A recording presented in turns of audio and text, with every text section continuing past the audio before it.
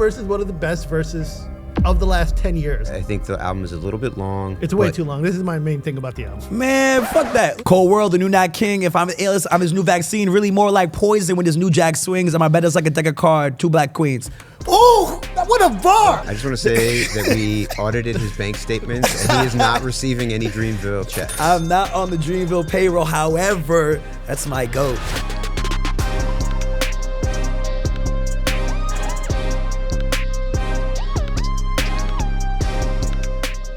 My name is Insanul Ahmed, and there's 2 things I love: rap and arguing about rap. If you're a rap fan like me, you know there's certain arguments we love to have again and again. The first one is, who's your favorite rapper? Now, your favorite rapper is completely subjective. It can be a newcomer, can be a veteran. It is completely up to you. Now, there's another conversation, and that's the GOAT conversation. Who is the greatest of all time? But as the title suggests, GOAT conversation looks at overall impact, legacy, and it's really a conversation about history.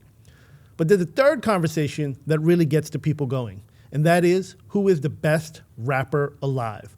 Who is the rapper that's in that perfect flow state?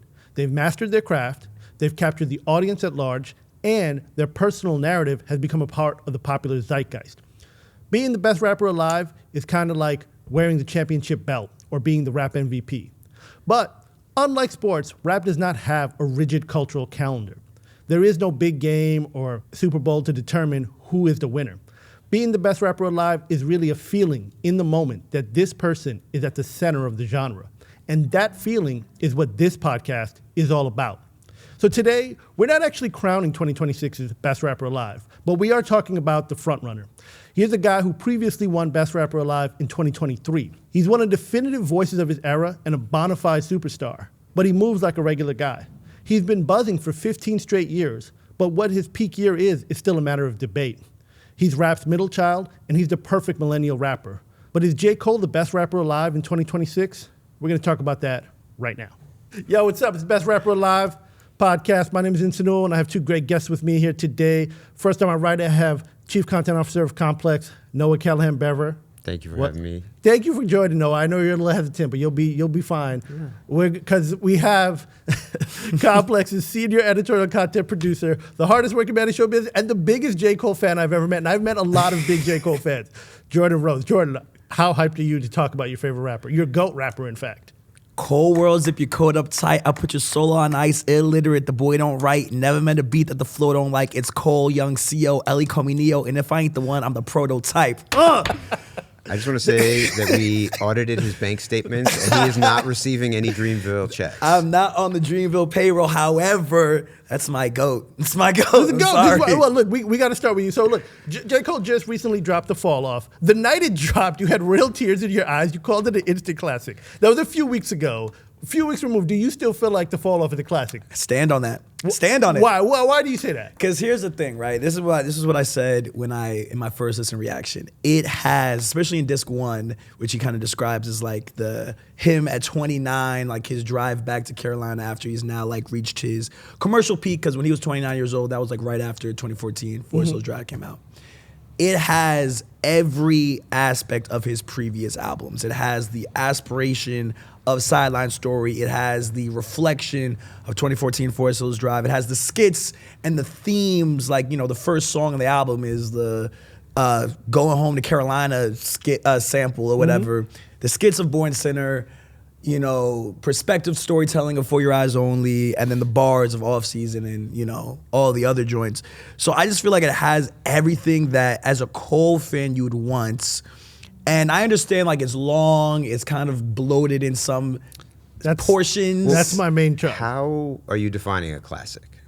I'm defining a classic as an album that can withstand the test of time and still holds up 5-10 years after you listen. Like, you could go back right now, 10 years after 2014, Forrest Hills Drive, and you would still say that that's it holds a classic. up. That is a classic. Absolutely. I feel like, and whether you want to credit it to the classic samples that he has on this album or the interpolations of classic records, so you like, if you want to say that he's piggybacking off of already classic records, you could. I could understand that argument. I don't feel that way. I don't feel that way, but well, let me ask you this, though, because you're a guy who recalls when Hell on Earth came out, Yes. when ATLians, you were around for that. How do you feel when you hear a modern rapper flipping the classic rap samples like that? I mean, in general, I'm okay with it in broad strokes, right? I think, especially if you grew up in the era of hip hop that I did, oftentimes people would be flipping the same samples within 6 months of each other. Yeah. Cypress Hill and A Tribe Called Quest, right? Mm-hmm. And that happened all the time. So I'm not scandalized by that. I do think that having two Mobb Deep interpolations on the same album does strike me as It's a little odd. It's just an just odd a little choice. quizzical. I think, though, getting back to this sort of larger point about whether or not it's a classic, and I really like the record, and I think he raps incredibly well. Probably some of the most dexterous lyricism of his entire career. Mm-hmm. When we're talking classic, though, I do feel like there has to be some sort of like saturation of the zeitgeist, and and so when I think about like Forrest Hills Drive, like there are 3 or 4 records that have really ubiquitous radio play, Yep. club play, streaming smashes on there, that I think as a result of that ubiquity, people can sort of track with a moment in their lives. And it's obviously we're only 2 weeks out. I'm curious to see if one of these records sort of raises a 10 and is able to sort of establish that kind of foothold. For me, that would be the thing that would sort of elevate this record. Because I do think there's a big delineation between a perfect album and a classic album. Right. And there are many perfect albums that are not classics. And then you have records that, where there might be 1 or 2 skips or 3 or 4 skips, but the 4 heat rocks just Carry the record, absolutely make it indelible in, a moment.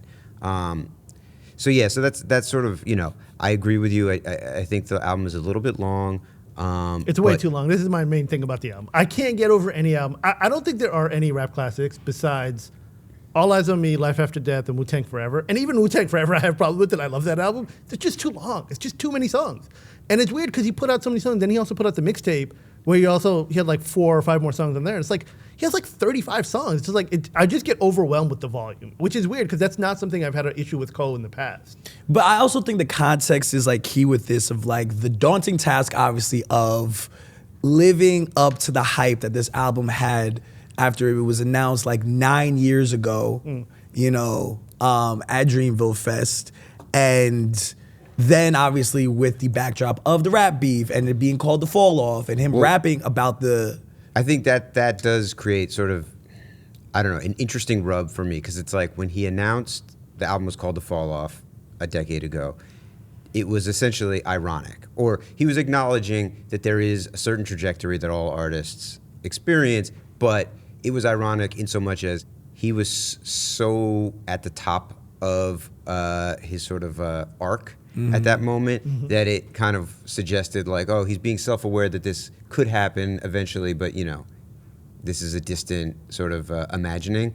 And obviously the events of 2024 radically reframed the narrative around his career and where he was at. And Is it that radical? Because does the apology bother you that much? it doesn't bother me personally. I feel like artists have to do what is authentic to themselves. Yes. I do think, just when you look at the conversation around the record and whether that's Fat Joe or Rory and Mal or any of the sort of like punditry, there is sort of a feeling that he spent a lot of time in the last 10 years rapping about how he's the best. And to sort of step out in the way that he did and then pull back, I think does make it for some people a little harder to buy into the sort of credibility of those claims. And I think, it's whatever. It's a totally subjective take, and I respect Fat Joe for feeling how he feels. I also think you could say that this is a largely overblown narrative, and that someone like J. Cole brings so much more to the table than just like epic shit talking or sucker MC raps, that we sort of gotta learn to, reconcile the humanity of our stars. But see, the humanity of a star is what I like about J. Cole. And that's, to me, what he really embraced in the last 10 years, I think from Forrest Hills Drive on, where it's like, I'm a regular guy and I'm actually a human being. And like, that's what, to me, has appealed to J. Cole. Do you feel that way as a J. Cole stan? Like, that's the thing that kind of sticks out to you?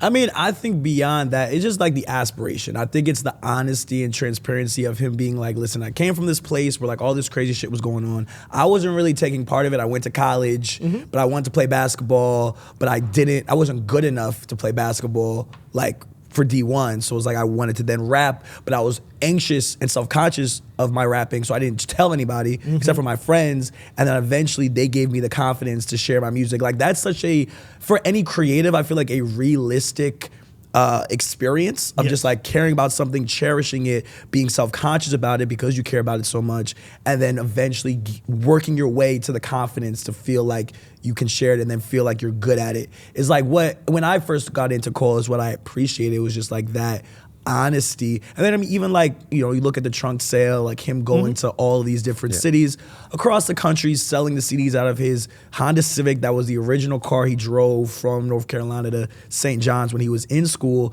which I obviously like, there was people talking about, the performance, blah, blah, blah. Like this is literally who he is. Marketing is not all marketing is performance. That's it's so stupid. That's very silly. I would also add though, I think part of, at least for me, what I've really enjoyed and appreciated about him as an artist is like also watching him sort of recalibrate in real time. And like, when he got into this, being a rapper was a very specific thing, which was kind of misaligned with who he was. And he sort of stretched himself in order, and, was stretched, to hear them tell it by the label, to try to fit into a certain box, and to watch him figure out who he was and figure out how to sort of navigate in a more authentic way, I found to be like even more enriching to watch his journey. Well, that was the thing early on, like you said.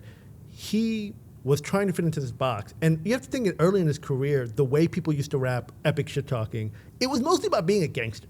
Yes. Right? It was like, I shot so many people or I sold all these drugs. He didn't rap like that. And that whole generation, him, Drake, Kendrick, these guys come up, they were more rapping like, I fucked your girl, I went to school. Like, but that appeal is what appealed to a lot of young people, because he was rapping about real experiences of like, I went to school and I play ball and like, I can out rap you. And like, that's what his appeal became. And I think that self-consciousness of like, again, calling the album The Fall Off and like being aware of it became endearing. And it's always been endearing up until a point where it becomes a little overwhelming for him. And I think that's where the apology shows up, where it's like, there is something authentic to me where it's like, he didn't really want to diss Kendrick.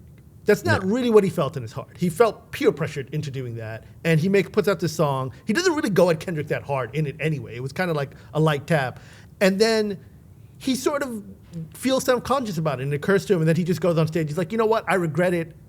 I felt pressured to do it, and I'm going to take it back. Which like is authentic to himself. Man, fuck that. Look, here's what you know what happened. What happened was it was like, okay, he loves the competitiveness of the rap sparring. And he thought before shit got real, okay, this is gonna be like a sparring match. And then he probably heard that it was about to get really real, and was like, okay, I don't wanna be involved in this thing that's about to not be about rap, which is what happened. Like the Drake and Kendrick beef went from like the beginning, like the like that, it was still rap. The push-ups, which I think was pre 7-minute drill, still rap. 7-minute drill was still rap. After that, it went to not rap. Like after that, because that's when Drake was then pushing and prodding Kendrick when Drake started bringing to out respond, the family and the kids and stuff. And that's when it left a rap field. And that's why I think he apologized. He was like, I want to do this for the sake of the game, but like I have relationships with both of these guys, and I don't want to get involved in this thing that might get more personal because they have their own thing going on that really don't got nothing to do with me, which I respect. And that's why I feel like the apology was so overblown, because it's like you put yourself in anyone's position where it's like you have two friends that you mess with, and it's like we're all kind of play fighting right now, but then one of your friends real life punches the other one, and you're like, okay, yes, I'm just playing. I don't want to get into a whole brawl with y'all also because y'all have real issues. You know what I mean? Yeah, I mean, I would say then the strategic miss there was not the apology, but it was just making the song about Kendrick. Because realistically, you know, the fuck the big three, it's just a big me. He could have not responded to that. He could have hit him with half a bar in 6 months, saved it. Yeah, just like a light aside on the fall off. It didn't beg response. You know, at least to me. Like, yeah, we were all just waiting for Drake versus Kendrick. That was the battle we've been waiting for 10 years, not Cole. Yeah, I don't feel like when Kendrick did that, it necessitated a response from Cole, and I think Cole could have easily just been like, you know. Yeah. Well, the one thing I'll say, let's backtrack a little bit here, all the way back to 2023, because in 2023 we actually named J. Cole Best Rapper Alive, and I do think this is where the apology thing comes into play, where we were all really anticipating him because in 2023, he ran the year. We named him Best Rapper Alive. He didn't even put out an album that year. It wasn't a great year for rap, but he was killing his features. And it felt like he was peaking later in his career, which is something I don't feel about Drake and Kendrick. I think if you look at Drake and Kendrick from like 2012 to 2017, I think it's somewhere in there is both of their peaks. And ever since then, they're still good, but they're like just a slight less, just like LeBron and the Lakers. Like, he's still great, but he's not like LeBron in Miami. It's just not the same. But for Cole, I felt like in that second part, I think after Middle Child, all the way up to 2023, he kind of is a better rapper than he was in the first part of his career. Do you think that's true? Than he was in the first part of his career. I just think that it was kind of like he hit a second strike. This guy's like, well, I mean, Michael Jordan in '88 versus Michael Jordan in '93 look, when people talk about, first of all, yes, we named him Best Rapper Alive 2023. I was fighting for that position. I'm glad that it went that way for that, like, in terms of everyone else who was in contention that year. But that was like his second feature run. Because remember, his first feature run was like with A Lot, which was like the Grammy Award winning track, his first Grammy for that record. But yeah, that second one was special. Or I think it was interesting because it wasn't just like elite rapping, it was also him rapping over so many different types of songs. Like he did a Burna Boy song, he did a K-pop song, he did a song with Bia, he did the traditional rap song with Yachty, he did like a wide variety, he did Summer Walker, like Audible Hug, so he like touched every genre, and I feel like that was just lyrical exercise of just him showing that he can fit into any type of song with any type of artist and still deliver a standout verse, which I think he accomplished. He definitely did, and well, this is why I think he's better. I don't think he could have done that earlier in his career. Like, he had to evolve into that. Well, I think Forrest Hills Drive was like a watershed moment for him. Absolutely. I really enjoyed Born Sinner, but that record really solidified him as an album artist for me. Yes. And then I would say he had a bunch of solid projects afterwards. And then Middle Child comes, and for me, that was when he shifted into another gear where, he could really sort of command the room. Like, that was the thing where it was like, okay, he's going to jump on a song and have the standout verse no matter who he's standing next to. Which was, I think different from being like amongst a bunch of really good people, which is where I would have sort of put him in that 2014 era. Yes.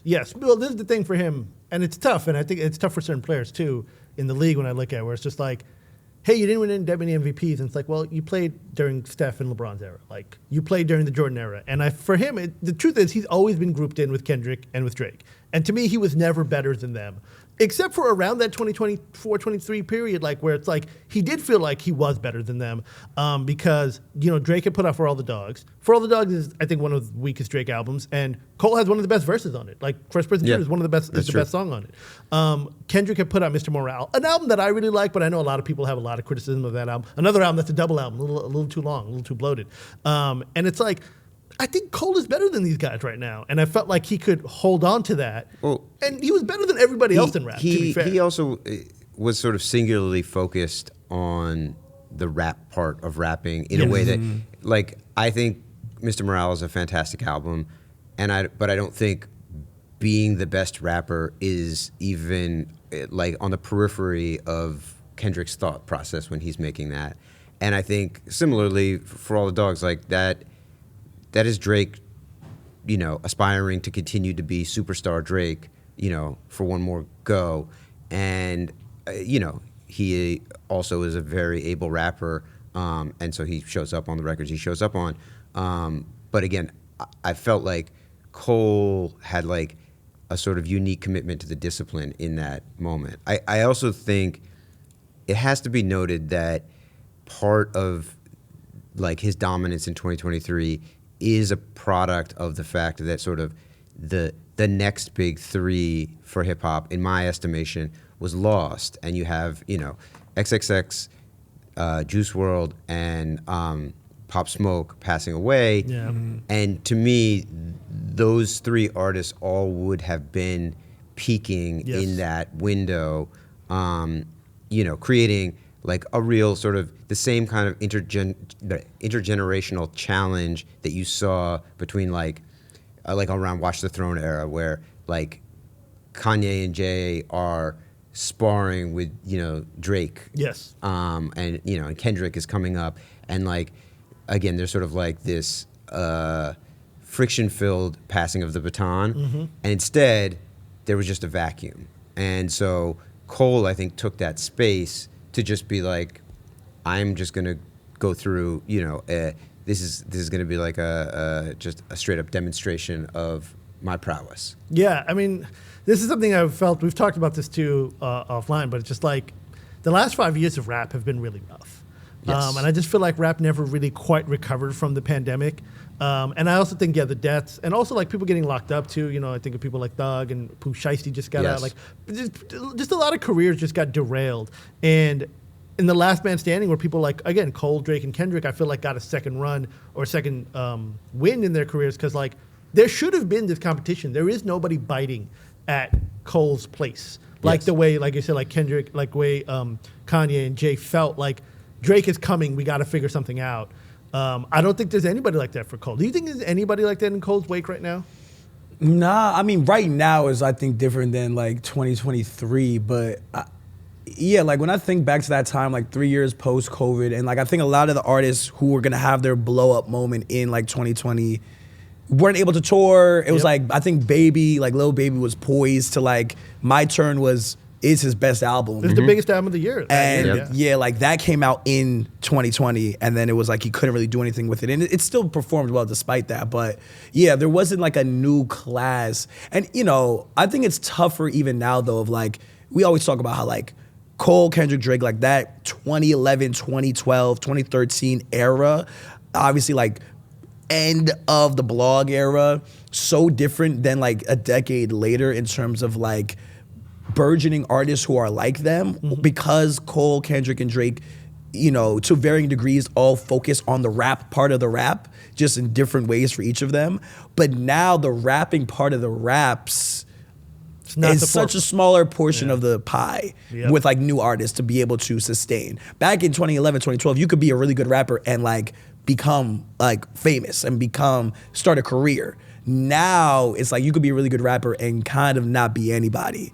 Type, for real, you know what I mean? It's sad but true. It's sad but true. This is kind of what rap has become, where the actual rapping is sort of besides. And this is why we love Cole. I mean, this is what Cole is sort of the torchbearer of the style of rap. And again, going back to like the Mobb Deep, going back to the 80s and 90s, like that's the stuff that I grew up on, the stuff we grew up on, and like he is really the torchbearer of that. But it kind of feels like he's the last of the Mohicans. Like there's not that much. Yeah, there's other guys like him, but it's like they just won't ever. I won't say ever, but it's way more challenging for rappers who are like him to elevate to his status in the current era that they're coming up. Like I think of like Chris Patrick. I think is a really great rapper. Dope rapper, yeah. Makes great music. It's kind of that Cole ilk. He just has way more barriers now to try to reach Cole's status, because the industry doesn't really value the ability to rap as much as the ability to sell. I mean, I don't know if it's the industry, but it might be the audience also.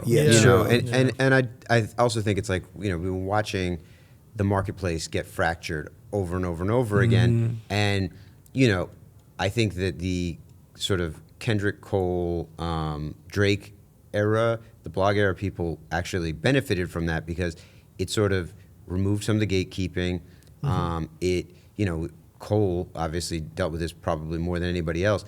Like he spent almost a year chasing a first single that he could get on radio that would allow Roc Nation to put the record out. Like that, there are no barriers now, but there's also no sort of like unifying sort of zeitgeist platforms like that where if you break a record, it becomes a ubiquitous part of popular culture. And that, I think you need that in order to sort of elevate your brand to, be a place where you are a household name like these guys are. Yeah, I mean, I want to take it back a little bit. Let's go back even further into Cole's career, because we're talking a little bit about the early days of his career, and I'm kind of curious, Noah, when did Cole first get on your radar? Like, when did you first hear his name? Well, okay, so Damian Scott, former editor-in-chief of Complex. Shout out Damian. Yes, very good friend of mine, was a roommate of J. Cole in college at St. John's, and I want to say probably around 06, 07, I had a barbecue on my roof, and Damien brought his friend through that rapped named The Therapist. That's the original rap name. I remember having a sort of protracted conversation with his friend Jermaine, and it was funny because it stood out to me because he had sort of equal parts fandom for Jay-Z and Nas as he did for Master P and some of the Cash Money guys. And right. he was very, very locked in on the No Limit stuff. And at the time, I found that to be like a really interesting and unusual mix, because usually you had people who like loved the East Coast lyricist stuff or people who loved Southern music. The sort of combination of the two stood out to me. And then, yeah, I remember, I guess he probably friended me on MySpace like the next week, and going down the rabbit hole and listening to a couple of his songs and starting to see how that connection plays out. And I will say that was one of the more like fun, interesting parts of listening to The Fall Off, was hearing these moments of like sort of East Coast sample flips with almost like KLC, Manny Fresh style, sort of percussion and like the sounds in the background, and that he still sort of is embodying that sort of confluence. Yeah, I will say that he's pretty much the only Southern rapper who's treated like a New York native son. Yes. And it's a lot of that is because he's from North Carolina, but he did all this time in Queens and in St. John's. Speaking of Damien, I do want to shout out Damien because something he wrote about J. Cole in a cover story that he wrote for Complex when Cole's first album came out, when Sideline Stories came out. And I want to read this part because I love this part of the story where Damien kind of recalls Cole's rapping. He goes, "I didn't know he rapped until I stopped by his room and saw a dusty red machine sitting on top of his desk." That's on the cover of The Fall Off. Most of the St. John's student body learned about Cole, who was then going by the name Therapist, when he performed at a talent show a few months later. Looking to connect with the crowd, Jermaine rhymed about all the things the kids in the auditorium could relate to: Sally Mae, grades, cafeteria food, sex, and bills. And each time he dropped a punchline, the crowd roared so loud he had to pause and wait for the eruption to settle down before continuing. He didn't win the contest, but everyone agreed that he marked it. It was evident that he had skills. Shout out to Damien for that. I love that little story. For you, when did you first hear of Cole, though? For you, Jordan? I think it was like right when I was about, also this is like, not to age myself. Like this is where like the age discrepancy comes in. I feel like I was like about to start high school, and I had listened to the warm up. That was like my first Cole project I listened to top to bottom. And like honestly, I have no shame about it. I had listened to Kanye, but like I hadn't listened to Kanye's whole discography at that point in my life. So a lot of the Kanye beats that he was rapping over, like Last Call, I was like, when I listened to Kanye, I was like, oh shit, this is the Cole beat. Not realizing that Cole rapped over the Kanye shit. Yeah, it happens. So it was like, but I remember that so vividly, and then like going back listening to the Come Up, and then like having a whole summer listening to Born Sinner and Sideline Story. So it was kind of like that part, like early-ish, like beginning-ish of his career. But I even remember like, I think it was like 2011 or 2012, Dollar in a Dream tour, where he announced the tickets when I was in school, and from Jersey, so I was like in North Jersey, went to school, and trying to get from like on the path from like I left school trying to get to New York to try to get to the concert, because he would announce the shows the day of it.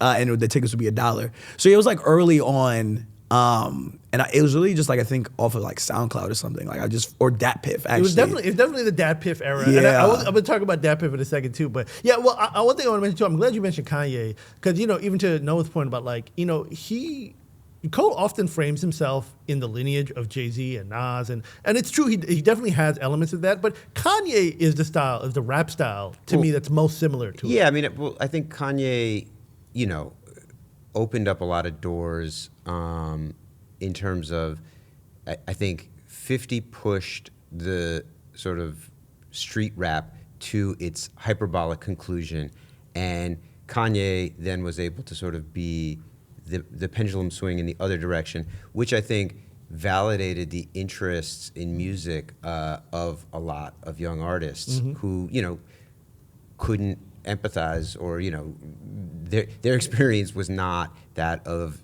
selling crack in Jamaica and getting shot at and, sidebar, just for shits and giggles. I realized actually the first time that he came on my radar was Damien Scott's 21st birthday party. Wow. Here's a photo of me and Damien. We gotta put with cold photo bomb. Oh, in a fedora. Wow, with the fedora. Okay, we gotta put. What a crazy pull. That's a crazy. Pull. That has to be 2003 or 4. I'm still at Vibe at the time of that photo. I'm pretty sure. And they were still in college because he's 21. So yeah, they were definitely still in college. Yeah. So Damien dropped out. Or no. I was just getting to Complex. Damien had just gotten to Vibe, I believe. He had dropped out of school, and this was his 21st birthday at No Malice Palace in the East Village.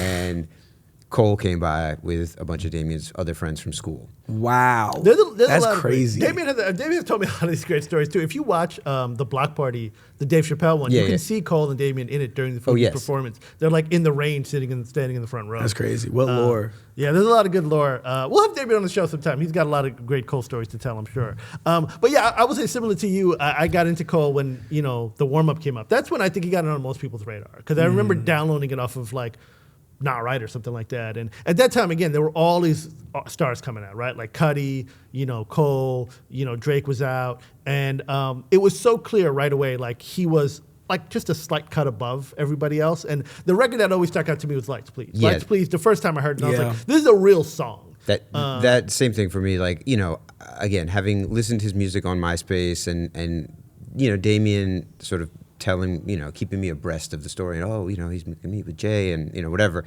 And kind of just being like, oh, okay, cool, I hope this goes somewhere for him.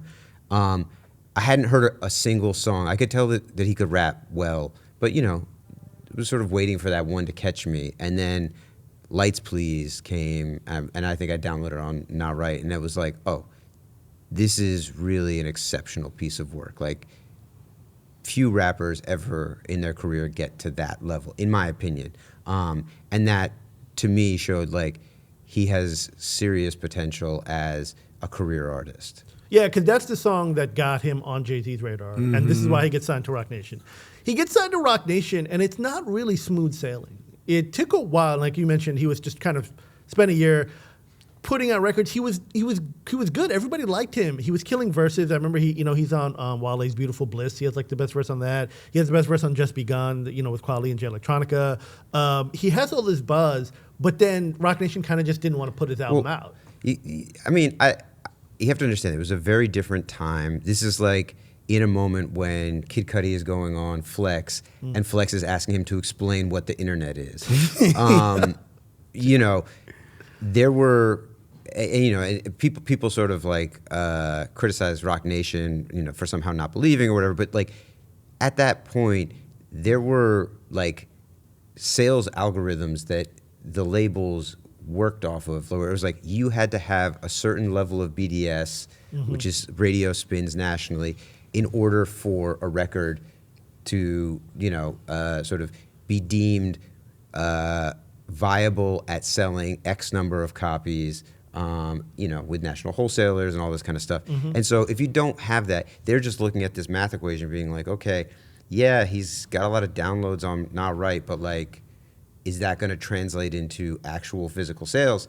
And I think, you know, that is also why I remember being out at some industry event the night that his first week numbers came in, and I was with several other veteran managers, and people were astounded because the way that the consumer showed up for Cole was so outsized relative to the amount of radio that the record had received.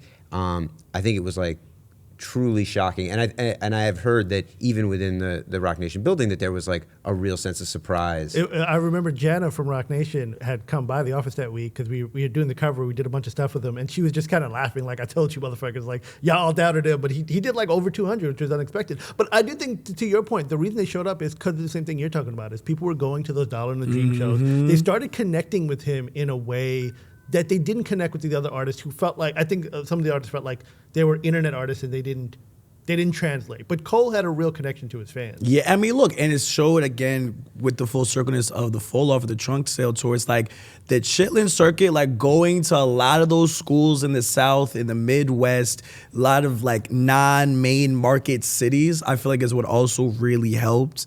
And even thinking like what y'all are talking about of just like him needing the single, which was Who Dat, to then good song, but it didn't. But for him, it kind of, even thinking like as his career continues, the earnestness that I was talking about earlier, it's like he makes a song about his idol Nas, who hated that record and how he felt about that. Which, you know, I know a lot of people let Nas down on Born Sinner, like.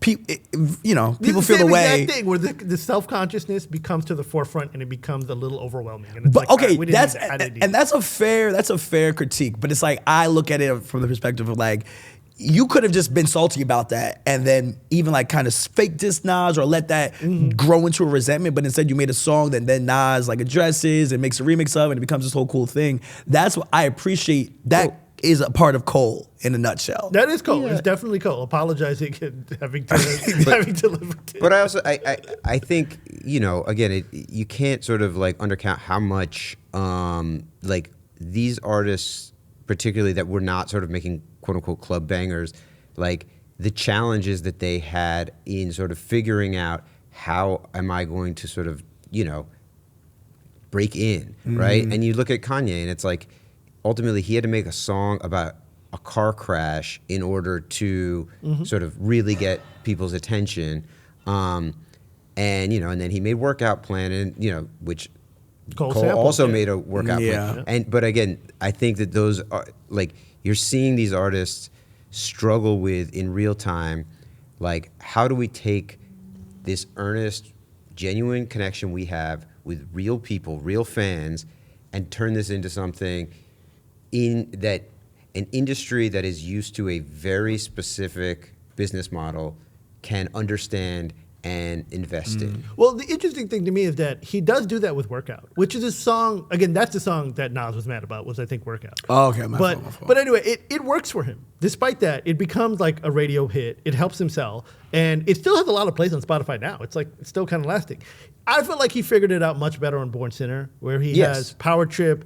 He has the TLC song Crooked Smile, which I really love. And even She Knows. Those are actually, to me, songs of a bygone era, too, because those are really radio songs. Yes. Like, I remember hearing those songs on the radio a lot. And that helps Born Sinner. He doesn't outsell Kanye, but he's right up there with him that week, you know, because they come out the same week as Yeezus. And those records work, but really, it's on 2014, it all clicks for him. And it's interesting because he sort of shuns that radio thing. Again, I was looking at his stats. I know Jordan's favorite part is when I go through the stats, but it's so crazy when you look at some of this stuff. His biggest record of all time is No Role Models. It is 14 times platinum. Like, that's crazy. That's a diamond record. He has 2 diamond records. His other diamond record is Middle Child. Yep. Which, like, neither one of those are like the radio kind of songs that I think people were trying to make in 2012. No, but I would say that I think No Role Models definitely got a shitload of radio play. Yes. So I don't think you can undercut that. But I also think you look at the timing of that record, 2014 is the beginning of the streaming era. And the streaming era, everything shifts. Before that, you are trying to make a transaction with a consumer, right? You are trying to get them excited enough to go into the store, to put down money, or to click on iTunes and buy something, which, you know, led to a lot of people having one or two really strong records and then a bunch of bullshit. And all of a sudden in the streaming era, everybody has access to everything all at once, and real success is in the long tail. Yes. Is, do I listen to this song 150 times over the course of a month or two? And that's why I think songs like Middle Child are absolutely perfect for that, because it is incredibly re-listenable. It is like, he raps great, the melodies are amazing, and yes, it's not a reach in any way, but I think that is like made for playlists and that playlist era in a way that I think, you know, Forrest Hills Drive really was his first effort that kind of gestured at that. And that's why those songs never had to be like huge singles, like GMOD. Like, I know all the words to that. I don't know how I know all the words to that, but it's You because just hear it, it just sort of worked its way through the streaming algorithm in such a way that, you know, the listenability trumped kind of that need for like the attention seeking of a single. Well, look, we're talking a little bit about Cole's career. I actually want to play a little bit of the awards tour. We're going to move on to the end segment here, which is the awards tour. Because we're talking about Cole's albums, and I'm kind of curious how you guys rank all the albums. I'm going to let Jordan go first. Jordan, what are your top 3 J. Cole albums? My top 3 Cole. You want it in order? Or In order. I want to hear it in order, because I feel like your ranking really, really... Well, my ranking like diverges from a lot of people's rankings, I feel like. But my top 3 are 2014 Forrest Hills Drive at 3. Wow, at 3? Yes, Okay. at 3. Born Sinner at 2. Friday Night Lights at 1. And it's because I think I have just like a really, really strong, I remember where I was a whole summer when I was in high school listening to Born Sinner. Like, I vividly, and I think because I have that intense personal relationship with it, also I just feel like that was his real, 2014 Forrest Hills Drive is where he hit his commercial peak. Yes. But I feel like Born Sinner was when he started to feel like really take his stabs at the throne. Like on Forbidden Fruit, he's like, I'm gonna drop the album same day as Kanye, just show the boys the man not like Wanye. I don't mean no disrespect, I praise legends, but this was next. The boy sick game disrespect. So it's like he's taking those jabs before he even reaches his commercial peak. Right. And I think there's so many moments of that on Born Sinner that often get overshadowed by 2014 Forrest Hills Drive. 2014 Forrest Hills Drive is great. His, highest critically acclaimed album, triple platinum. Best album, 6X platinum. 6X platinum, no features, all that. And that's why it's right above it. And then Friday Night Lights, I think, is just like top to bottom, his best projects. Just the rapping ability, beat selection. I know we're gonna get to like our favorite beat on here later, but like Too Deep for the Intro, samples of Erykah Badu that he produced himself. I know one of the biggest knocks on Cole was like he produced too much for himself. Yes, that's why I felt like Sideline Story suffered a little bit. And what I like a lot about Forrest Hills Drive, because like there's a lot more elite and vinyl produced like more of the record. But what we were talking about earlier is like Friday Night Lights was birthed when he was angry that he couldn't put out his debut album. Yes. And he felt like the label put him in Stargate, like felt like detention to him or whatever. And so he was like, I'm just gonna put out this fire ass mixtape because y'all are not gonna let me put out an album. And Friday Night Lights is what pushed them to be like, okay. It also just had such a crazy fanfare. It was like, he needs to put out this project. So yeah, that's my top 3. Well, see, it's funny. I'm going to go on my top 3 because I had Friday Night Lights at 3. And for the same reason, because I remember when it came out and I was really into it and I was just like, why is this guy's album not coming out? And to your point, he was having these problems. It wasn't until years later I watched the Idea Generation episode that you did, Noah, with Ibrahim Hamid, who runs Dreamville, or who is... What is his title? His manager. Yeah, it's called manager. Business partner. And he was basically breaking it down. He was just like, Cole was so frustrated. He had all these records. And like, to me, Sideline Stories is a disappointing album in that, not that it's a bad album, it's just not as good as I think Cole's talent is. And I think Friday Night Lights has a lot of those records that were supposed to be on Sideline Stories. So that made me actually go back to that album and realize I think it's actually one of his best projects. Number 1 to me, I have is 2014 Forrest Hills Drive. I mean, I think it's obvious, and we've talked a little bit about the, just it's sort of obvious, but sometimes I go with cliche choice. My number 2 is actually the Off Season, which I think is really underrated. People don't seem to love it as much as I do. I think the Off Season, again, like he's in that flow state. One of the things I'm always really impressed with Cole is how he evolved his vocal as he's rapped. When he initially started rapping, he just could like rap really furiously at you. But then he started to open up his vocals a little bit. And I think he does this really well on some of the songs on the Fall Off too. Yeah, where like, agreed. you know, he does some of the sing-songy melody stuff, but he also does like, he kind of, you know, I love on the end of Amari where he's just like, you know, made it out, gotta mean something. And he just kind of says like, made it out. And he's just like, he has that emotion in his voice that I think he evolved over time. So I'm a big fan of the Fall Off. So yeah, for me, Forrest Hills Drive, Fall Off, Friday Night Lights. What do you got, Noah? All right, number 3 is For Your Eyes Only, which maybe Classic. It's a good pick. To me, there's a certain type of album that I always really enjoy, which is one that comes together relatively quickly and really sort of is like a snapshot of the artist's life. And I think about GNX is a record that to me is like that, where it feels like this was recorded in 3-4 months, and this is everything that Kendrick was feeling in that moment.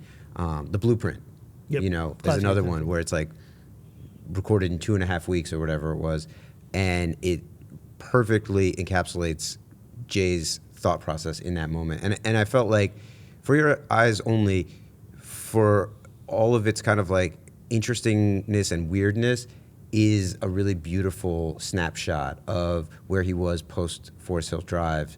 And I also liked that it didn't aspire to sort of like, it wasn't like his Transformers 2, like more bad guys, more car chases. Like it was like, instead of, okay, I did this, I did the big budget, huge hit, perfect album.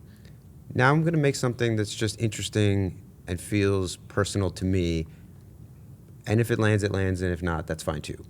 I clowned Folding Clothes when it came out, but now that I'm married and have a child, I actually like that song a lot more.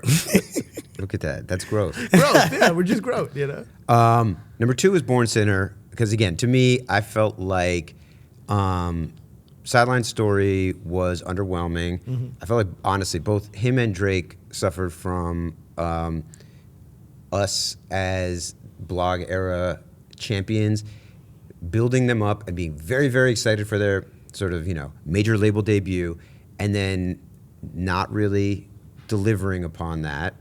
Again, for mitigating reasons that I think anyone that is knows the business of music could understand in both instances. However, I do feel like with both of those artists, that created a certain fire to make that sophomore record really deliver. And Born Sinner and Take Care, both to me, show that kind of elevations. And you know, so Born Sinner really was like, oh, this is the record that I was hoping for when I listened to the mixtapes before the first record.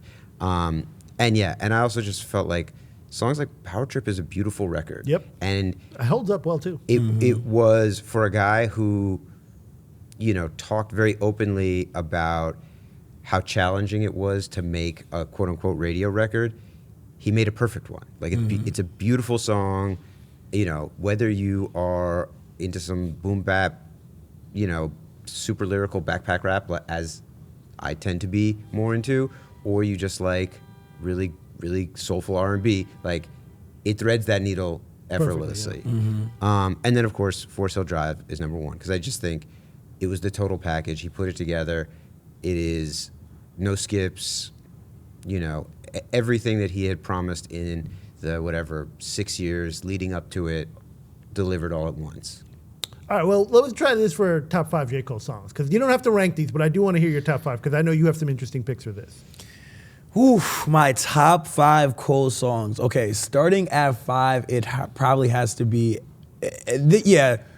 I have like so many random ones, but I know that you've talked about that. I can't wait to hear you talk about it. My number 5 is Folger's Crystals. I do. What is it with that song? It's just beautiful to me. It's like there's no hook, and you know, even like I was talking to Elite, who produced it. He made that song. This is off of Revenge of the Dreamers 2. He made that song on the tour bus, and it's just like, I could be the change that I want to see. I can heal the world for real if I'm speaking honestly, not turning my past life, my barley, my last life back again. Look into the eyes to somebody who survived against all the odds. Like, just the, again, aspirational rap. it's one of my favorite Cole songs. Number 4, False Prophets. Which we were kind of talking about this off camera, but it's like False Prophets is one of those records that gets brought back into conversation every single year just because of like how what he's talking about resonates, which at large is how fans and artists alike clamor for fame. Yes. And the idea, like the idolization of celebrity, both from, you know, the first verse being about Kanye and his inability to let go of the God complex that he has and the yes men around him who enable him, to then Wale in the second verse, which is, you know, him not being appreciative of what he has because he wants to have that idolization, that I feel like he hasn't reached that even though he has fans who idolize him. And then Cole, the last verse being about Cole and him releasing that need, which I feel like is the thesis for his entire career. Yeah. Really, is just like, from here on out, my hair grow out, I care nothing about opinions. So False Prophets is at 4. At 3, I think I'm gonna have to go Too Deep for the intro, which we talked about earlier, off of Friday Night Lights. I think it's his best intro. I love the Erykah Badu sample. I think I also built a stronger affinity for it, seeing it live at Dreamville Fest with Erykah, him performing it with Erykah, and then obviously Erykah coming back and joining him on the Fall Off was, I think, a super dope full circle moment. At 2, I'm always like toggling between my 2 and 1. At 2 is probably Love Yours, just because it's like, you know. That's the perfect J. Cole Yeah, song. it's like the perfect J. Cole song. Probably like we have it ranked as his best song. Oh, we had it at number 1? Yeah, just because it's, I mean, it is literally like. That's the J. Cole Yeah, message, it is right? J. Cole in a nutshell. And then my number 1, it maybe feels random, but it's called The Cure. It's off of, it samples Lift Off, and it's like off of a Lucy tape that he made. Yeah, it's like. What song is this? I have to look it up. It is hard. How many Kanye beats do I have to murder to prove my mind's further? Hater converter. Yeah, like, yeah, listen to The Cure. Like, no, I'm dead ass. Like, if you haven't heard The Cure, and I've literally spoken to so many like Dreamville heads about this, like that is like I'm gonna look this song. I have to admit, I have not heard that song. perfect J. Cole song. Is it on Truly Your? Where is No, it? this is like you gotta download this shit. It is Oh, not. wow. I gotta look it up on YouTube. It is Okay. not on. And honorable mention is Can I Holla at You off of Truly Yours EP2 that samples To Zion. That's some good stuff. Yeah, Truly Yours. We'll talk a little about Truly Yours in a second. I have some other stuff on that. All right, I'm gonna do my top 5 real quick. Here we go. Amari at number 5, which I mentioned. Amari, I just love that song because again, I just think there's something about Cole where he really articulates in that song, which is like, I have become successful, but I still resonate and care more about like the regular guy. And there is a part of him where it's like almost, you know, and I think this comes across in For Your Eyes too, where it's like, I'm this rich, famous guy, but I'm not like out of touch. I'm like still at home folding clothes. I'm still with my like girl. Like I'm still like, you know, I'm a dad. Like I'm like a regular guy. And always really resonates with me. Number 4, I have Fire Squad. This is the way it's on Forrest Hills Drive. It's the way I wish Cole would rap every time, where he's just more like kind of gunning for the throne. And again, the confidence is there. And I do love the part where he's like the, you know, like 03 Bruce Lee meets 02 Lil Wayne meets Bruce. Like he's just going crazy on that one. So that shit is great. Number 3, I have Lights Please. We already talked about Lights Please. I just think that was the song that proved all the potential of him, and I think he totally lived up to it. Number 2, I might get a little controversial here. I have The Secret Recipe. I fast forward the Yachty verse every time to get to the Cole verse. I think that Cole verse is one of the best verses of the last 10 years. Like I'm obsessed with that verse. He rhymes the whole way through, just rhyming the one thing. And he says a lot. And he says a lot in just a few bars. I always wondered about the big Steppers line too, the studio Steppers line, if Kendrick had took offense to that, if that was a part of the whole beef or not. But overall, that verse to me is like the perfect verse. And I do love the, my greatest flex is that I made a Billy like a Bangladesh. Come on, you gotta love it. And number 1, I have Middle Child, which we already talked about. I just think Middle Child, again, like, to me, that kind of captures where Cole was. And it, again, one of the things that I find in his music, especially in the later part of his career, is a comfortability. When he stops being, when he's conscious but not so self-conscious that he feels comfortable in his space. And I think Middle Child is him embracing that, where it's like, I hang out with Jay-Z and I have lunch with Jay-Z, but then I hang out with 21 Savage, and I'm like perfectly fine being who I am. And I just felt like he really embraced it in that moment. So shout out to Middle Child. What do you got, Noah? All right. Number 5, GOMD, Just fucking great beat, great raps, very catchy, stuck in my head. Classic, even, yeah. You know, at any moment. Power Trip, again, I think it's just like a perfect radio record. Love it when I hear it on the radio. Love it when it comes on, you know, on a shuffle or a Pandora mix. It's just great vibe, great beat. Lights Please. A lot. I think that verse is fucking phenomenal, and the beat is so good, and he just skates on it. yeah. It's a slightly unexpected pairing, and it so far exceeds expectations. And then Middle Child is number one for me. Yeah, I really wanted to put a lot on my list, but then I went with Secret Recipe. But I do, again, A Lot is another record. I just remember the first time I heard it, and I was just listening to 21, and it's like, is that J. Cole? Like, it was so unexpected, and he fit it so perfectly. So yeah, I guess Middle Child really does hold up. Where do we put Middle Child on our list? I can't remember. It was It's like top Too 5. low, in my opinion. It was top 5. This guy hijacked the list, and I didn't hijack it enough. it turned into Chad. the Yo, Jordan that Rose. was bedlam in that chat though. That was bedlam. It was good stuff. I'll take a look at the list. Check a look at the list on complex.com. All right, I'm gonna do some other quick ones real quick. One thing I have to do is this notable quotable. I know Jordan's got some, but I have to do this line. This is from Truly Yours Too. It's a song called Chris Tucker with 2 Chainz, and this is one of my favorite J. Cole quotes because I just find it so hilarious. It's a few bars. He goes, "Only up in first class, old lady trying to be friendly. She thinks I'm in the NBA. Why can't I have my MBA? Next time, I'm going to flip the script, say some shit that's going to shock her. You're so tall, what team do you play for? No, bitch, I'm a doctor." To me, it's such a weird line because he's a rapper. It's like, yo, it's one thing to be the cliche, like to be the only black person in first class, but you are a athlete. But it's like, dude, you're actually a rapper, which is actually like even more cliche in a sense. I don't know. That line always stuck out to me. Is there a line that sticks out to you, Jordan? Is there a line that sticks out to me? Don't rap the whole thing. Listen, there's two. All right, there's two. I'll do 2 quick ones. All right. First one is the super, super deep cut that, I always say, and maybe this is just manifestation. When I interview Cole, this will be the intro to the interview. Okay. So, spoiler alert. They say I'm the down south Nas, the East Coast Pac, the Carolina Andre, the Vietnam Kanye. So join it, can't beat it. For those can't believe it, if you missed it, I'll repeat it. I'm the light skinned Jesus. He rapped over the he rapped over I really mean it.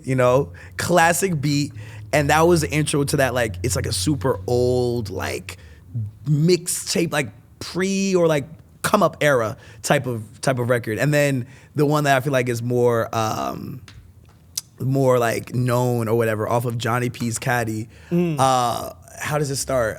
The Night It Was Born? No. Eureka. Oh, Einstein on the brink of the theory of relativity. Really? No. Really? No MC equal. That was the bar. equals- That was the bar. That was the bar. Why He got one off on that one. Yeah, Johnny P's Caddy, I think when, that was his first feature run in 2021. He killed it. He killed it with that one. That's another one I was thinking of putting in my top 5. Yeah, and we toggle between Johnny P's Caddy and London with Bia as like his best feature of that year. I still think it's Johnny P's Caddy. It's Johnny P's. Definitely Johnny Just P's. because of the way that he sets up that entire verse and the music video and everything is so. Nah, he killed Yeah, I it with could. Yeah, there's a lot, but those are the ones that are like top of mind. And let me also preface all of this with this is just what I'm feeling right now. My top 5 songs changed. My top 3 albums are pretty locked in. But like even Noah's saying For Your Eyes Only in the albums list, like my For Your Eyes Only is also I have to go in my back. top. I wanna go no, back the on that song. now. The song For Your Eyes the Only title. is his best song, his best storytelling song. So my lists change all the time, but those are the bars that stick out to me. Noah, do you have a favorite Cole lyric? Or you just Yeah, I go with- mean, it's silly, but first things first, rest in peace, Uncle Phil. I mean, yeah. It's like, Classic. there are tons of really great entendres and syllable flipping moments in his career, but that to me is like, he has one of those indelible lines that like every single person in the world knows, and it just is like so unexpected and unusual, but also just universal. I don't know, it's great. It's definitely universal. All right, let's keep going. We got the Eminem Murdered You on Your Own Shit Award for Best J. Cole Feature. I'm going with Secret Recipe. I already picked that. I feel like you're going with a lot. From your Yeah, list. I mean, a lot, What do you got, Jordan? I mean, it's tough. I'm between a few. Like, it's tied for me between Johnny P's Caddy and then another kind of deep cut, Black Grammys. It's like a song with Meek, Ross, there's somebody else, and Cole, but like... Is that on the Maybach yes, album? Yeah, it is. And that verse he has on Black Grammys is absolutely insane. That's what I've quoted earlier is Cole, C.O., Ellie call me Neo, and if I ain't the one, I'm the prototype. That's on Black Grammys. Yes. Oh, wow. Yes. I gotta check it out. I have a question. First person shooter. Is there a clear victor in that? 100%. It's gotta be Cole. I probably would be Cole, right? Drake is playing on that verse. Like, I seen, I'm not trying to, whatever. Academics was even like, yo, Drake was playing on that verse. Like, what Cole said, when I show up as motion picture blockbuster, the goat with the goat, the pen, the top touch of the spot. Spray this whole shit up, the crop duster? Yeah, the crop not duster. Russia, but I apply pressure to your cranium. Cole's automatic with aiming it with the flowing the sides. Look at this passion. Man! Come on, what I show up is can't motion fake picture this. blockbuster. Like, yeah, it's You can't fake this passion, ladies and gentlemen. Oh my God, the flow switch is crazy. Everyone's always talking about who's the MC. I feel like Muhammad Ali. That's cool. That's the cool. second half of that verse, The crop duster part is my favorite line. Stupid. Yeah, he goes crazy on that. Stupid. All right, I don't love the Ukraine line, which leads us to our next category. The Kanye West sweet and sour lyric that aged terribly for worst J. Cole collector. This is the one thing I will say about Cole. He loves Jay and Nas, but he's made in the image of Kanye because he does have a lot of these lines, and I'm just like, oh man, why did you say that? I do think the Ukraine line is like, all right, you didn't need that one, but do you have a worst J. Cole collector line or no? Listen, first of all, there's no bad J. Cole bar, but in the essence Wait till I read off mine.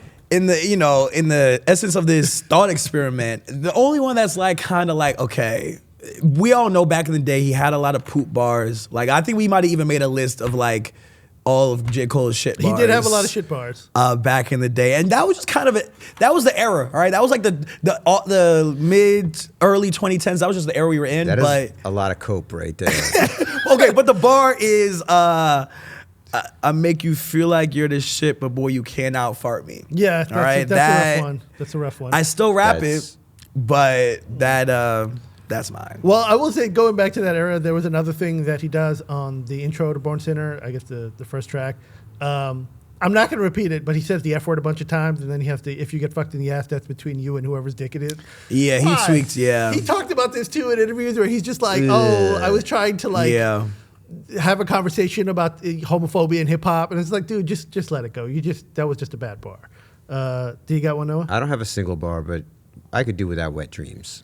Wet Dreams is 9X Platinum, by the way. That's his third biggest song. It's a crazy song. It's a crazy title. He addresses it on the fall off though. He's like, whatever. Like, he said that he made that song because he didn't have parents to like talk. He didn't have parental figures to talk about his like experience through puberty and whatnot. It's beautiful that he shared that with the world. I personally could have done without it, but that song was big on radio too. Radio loved that song. For some it reason. was.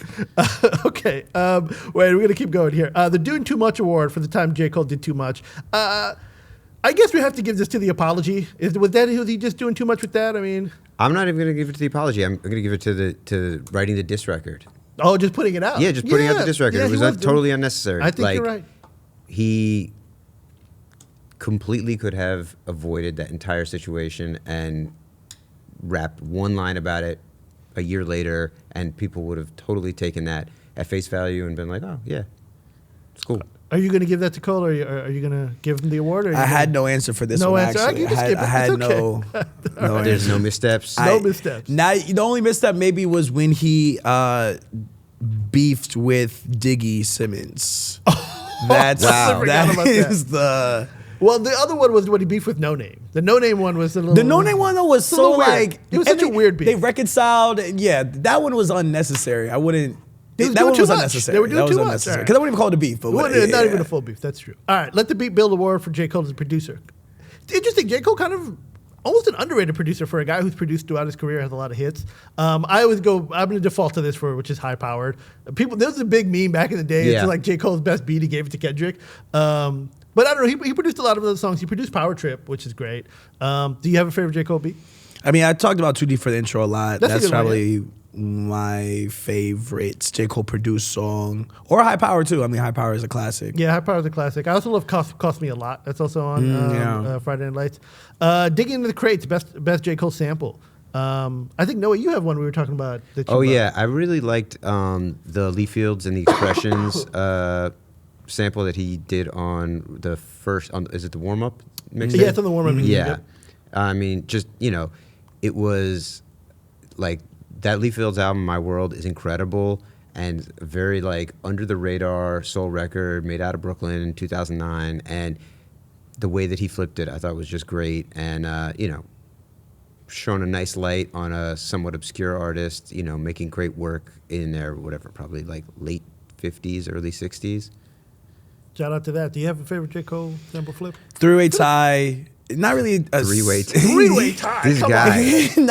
not okay. First was You're not. just gonna read the discography? yeah, no. Look, first was not even like a sample per se, but like he kind of like messes with To Zion for Can I Holla At You off of Truly Yours 2, which I think is one of my favorite Cole songs. I love how the second one is he reversed the Forbidden Fruit beat, sampled his own shit for yep. Neighbors. That was dope. Which Yeah. I thought was super cool. And when he does it at the For Your Eyes Only tour, he like starts playing Forbidden Fruit and then like reverses it live and then it goes into Neighbors. You know that Forbidden Fruit is an interpolation of a Tribe Called Quest song, right? Yeah. I think you said Which yeah. is so it's a three-way sample. All right, so it's Three-way- layers okay, to it. So many layers. All right. And then the last one is This guy. yeah, okay, see look, we learn things on the We podcast. learn things every day. too. We learn things every day. And then the last one is just like, I think the kind of one that everyone points to, January 28th, where he samples like the kind of obscure Japanese band song, and it took super long for him to clear it. It was like the last song that got cleared on 2014 Forrest Hills Drive, but I just love that song, and I feel like the sample is super interesting to use on the intro to like what ended up being this massive album. All right, we're going to keep going here. The Hype Williams Fisheye Lens Award for favorite J. Cole video. Mine is not an actual music video. It's the video of Damian Scott, who we mentioned, beating J. Cole in basketball while wearing boat shoes, which is really funny because if you know Damian does not actually like to play basketball. Damian's Jamaican. He prefers to play soccer. He never plays basketball. Cole had a basketball career, but when we shot the 2011 cover, we were like a BTS. They played. Yep. We shot it in a high school gym, and then they played, and like Damian beat him in basketball. It was just crazy because it's like even Damian couldn't believe he beat him. It was funny. So anyway, we will put that clip in the episode. Do you have one, Jordan? Neighbors, I really liked, even though it wasn't really a video. It was just like the surveillance footage of the police breaking into his crib. But it's just like it's obviously that's what the song's about. But it's super creative. It was super creative, I thought, for him to just use that footage as the video. He doesn't really like, as much as I love Cole, he doesn't. This last rollout, I think he really did super dope music videos, like the one he did for the Song 2, Disc 2. The like Memento type one. Yeah, like where he did the That was whole cool, shit yeah. in Yeah. reverse. Yeah. That was probably one That of was his pretty dopest music videos, to be honest. Even thinking back, because a lot of his music videos are pretty straightforward. So maybe one of those two. Yeah, one of those. Noah, you have one? Probably False Prophets, honestly. Oh, when he's it's on like the bus, yeah. Yeah, simple, but it's like it's part of I think what I like most. Like watching him achieve sort of his peak of celebrity and success, and still be a guy that jumps on a city bike and lives a normal life is, to me, real goals. Because, like, being rich and famous enough that you have to roll around with security and your whole everything is shrouded in some sort of protocols and stuff, that's not awesome. But, like, living a normal life except that you basically have access to whatever you want and security in yourself and comfort, and you don't have to worry about your family. That is a beautiful thing, and I felt like that video to me kind of just, I don't know, emoted that. Definitely. The Nate Dogg Memorial Award for Best J. Cole Hook. I'm going to go with Love Yours. It's a very simple hook, but it's straightforward. Do you have one, Jordan? Power Trip, probably. Yeah, Power Trip is pretty good. Yeah. Not mad at that. Noah? Middle Child. Yeah, that's pretty good too. He's got some good ones. All right, and the last award we're giving, the Platinum with No Features Award, it goes to J. Cole. Shout out to J. Cole. That's all I have. Do you guys have anything else? Jordan, I feel like you have more you want to unload on J. Cole. Listen, pause. Pause. I feel like you have more takes. Look, this could be like, this could be like 2 hours long. I think to close. Guys, TED Talk is about to start. Listen, to close, I go so hard for Cole because I just appreciate how honest he is like I said at the top of this, throughout his entire career. And, you know, people are even getting on him now because, like he said, he's promoted The Fall Off as his last album. This isn't his last album. He said that he's going to, this is his last album as J. Cole, which some people will say is a cop-out, whatever. But I think his explanation made sense, where it was like all of his albums, not counting KOD, Off Season, Might Delete Later, and For Your Eyes Only, were like the J. Cole story. Like Sideline Story, Born Sinner, 2014 Forrest Hills Drive, Fall Off are all him. And now that story, or the J. Cole as a persona story is over. KOD was a concept album. 4 Years Only was a concept album. Off Season, Might Lead to Later, or like just sparring sessions, or like, you know, lyrical exercises. So I'm excited for what's next for Jermaine Cole and whatever he wants to present that as. You know, It's a Boy, I think it's gonna be a super personal album that's still on the docket that he said he still plans on releasing. So yeah, I'm excited for what's next, and I stand by The Fall Off being a classic. All right, that's you. All right, well, thank you everybody for joining us, and we'll catch you next time. And Jordan will still be rapping all of the albums for you. Cold World, the new Nat King. If I'm illest, I'm his new vaccine. Really more like poison when his new jack swings, and my bet is like a deck of card, 2 black queens. Ooh, what a bar! That is a bar. All right.